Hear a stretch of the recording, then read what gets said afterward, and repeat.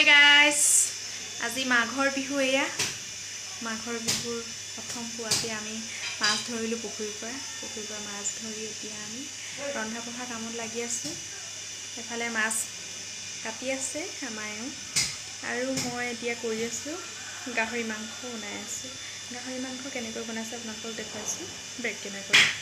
ভিডিওটো শেষলৈকে স্কিপ নকৰাকৈ চাই থাকিব এতিয়া মই বনাই আছো এফালে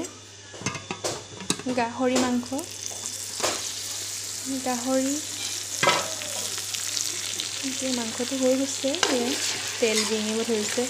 গাহৰি মূলা আলু আৰু বিলাহী দি পেলাই এনেকৈ বনাইছোঁ এইকেইদিন প্ৰতিদিনাখনেই গাহৰি মাংস খাই থকা হৈছে তাৰ কাৰণে অকণমান বেয়া লাগিছে বুলি কৈছে আলুৰ লগত খাই জাতিলাওৰ লগত এদিন বনালোঁ এসাঁজ বনালোঁ মই আলুৰ সৈতে আৰু আজি বনাইছোঁ মই মূলা আলুৰ সৈতে মূলা আলু আনিছিলোঁ মই মাৰ ঘৰৰ পৰা ডাঙৰ হয় এটা মূলা আলু আধা কেজিমান হৈ গৈছে আধা কেজি 1 কেজি এটাই দিছোঁ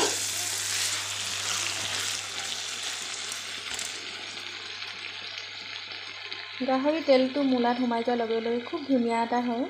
খাবলৈ মাংসটোতকৈ বেছি মূলাটো বা আলুটো তেনেকৈ লাই শাকো ভাল লাগে কিন্তু মই লাই শাকৰ লগত আজি বনোৱা নাই মূলা আলুৰ সৈতে বনাইছোঁ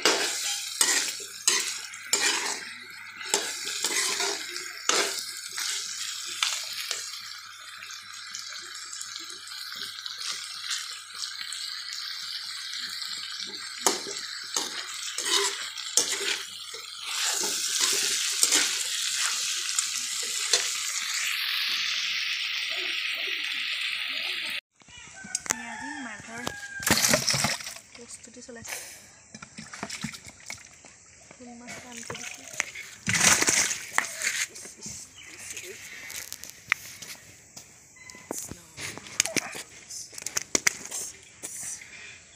মাৰিবলৈ মৰম লাগিছে নহয় এনে মাৰি দিয়া নি মাৰিবলৈ মৰমে লাগিছে মাথাতে মাৰি দিয়া পাৰিলে দেই বেছিয়াটো মৰি থাকিলে নহয়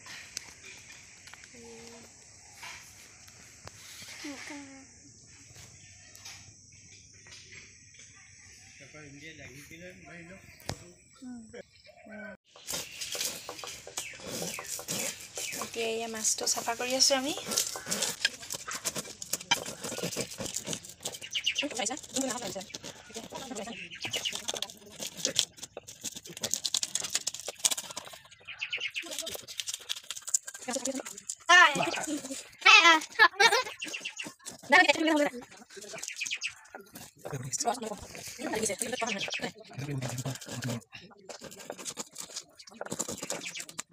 এতিয়া মাছটো আমি কাটি আছো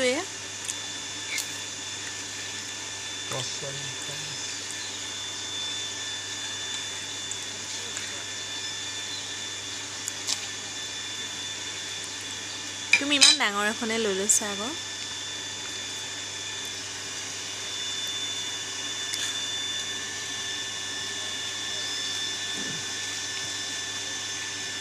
এতিয়া আমি পিচিং কৰি আছো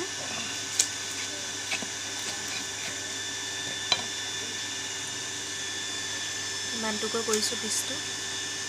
খালি কৰো নহয় দীঘল ভিতৰত বেয়া হ'ব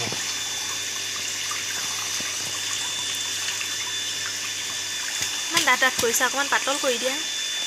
পিচটো বেছি ডাঠ হৈ গৈছে এইটো ইমান ডাঙৰ পিচ কৰিছে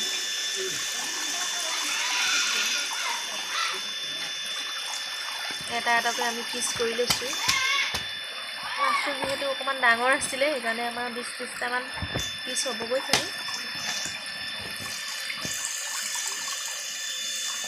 এটা কোনো কৰি আছোঁ ইমানখিনি কাটিলোঁ আমি পিচ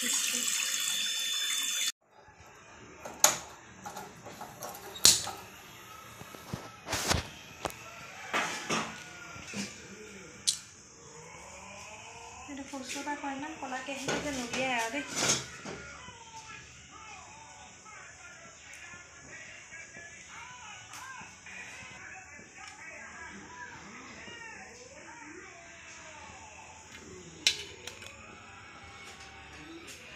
তেল দি লৈছোঁ, তেল চৰুটো যিহেতু গৰম হ'ল।